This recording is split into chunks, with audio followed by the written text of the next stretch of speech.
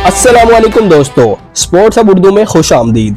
मोहम्मद रिजवान के हालिया इंटरव्यू ने पाकिस्तानी क्रिकेट शायकीन को शदीद अफसुर्दा कर दिया है। रिजवान इस दौरान परेशान, जज्बाती और रोते हुए नजर आए और उसकी बुनियादी वजह थी कि उन्हें टीम से बाहर करके सलमान अली आगा को कप्तानी दे दी गई।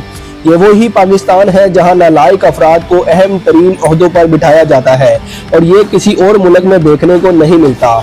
सलमान अली आगा की क्रिकेट तारीख पर नजर डालें तो उनकी एवरेज 78 मैचेस में महज 19.4 है और स्ट्राइक रेट 118 का है। वो मिडिल ऑर्डर या लोअर ऑर्डर के लिए मुंतखब किए गए हैं, जहां उनकी कारकर्दगी 13.75 की एवरेज और 113 का स्ट्राइक रेट तक महदूद रही।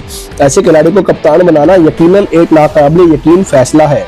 इसके बरक्स रिजवान जैसे तजर्बाकार और काबिल खिलाड़ी को टीम से बाहर बिठा देना एक ऐसा फैसला था जिसने न सिर्फ टीम बल्कि पूरे पाकिस्तान के शायकीन को भी मायूस किया।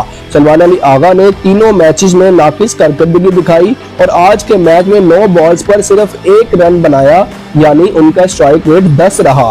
पहले 2 मैचेस की तरह आज भी वो मुकम्मल तौर पर नाकाम रहे, जबकि दूसरी तरफ पाकिस्तानी टीम का मजमूई स्कोर भी शर्मनाक रहा। बाबर आजम और हसीबुल्लाह के शानदार आगाज के बाद टीम 180 रन के हद तक भी ना पहुंच सकी और सिर्फ 117 पर आउट हो गई। मोहम्मद रिजवान को टीम से बाहर करने का फैसला न सिर्फ गलत बल्कि पाकिस्तानी क्रिकेट के लिए नुकसानदेह भी साबित हो रहा है।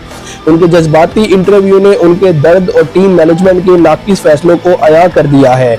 अगर ऐसी हिकमत अमली जारी रही तो पाकिस्तान की क्रिकेट मजीद जवाल का शिकार हो सकती है। पाकिस्तान क्रिकेट को अपनी सिमत दुरुस्त करने की अशद जरूरत है। रिजवान जैसे खिलाड़ियों को सपोर्ट करना और टीम में उनकी मौजूदगी यकीनी बनाना वक्त की अहम तरीन जरूरत है।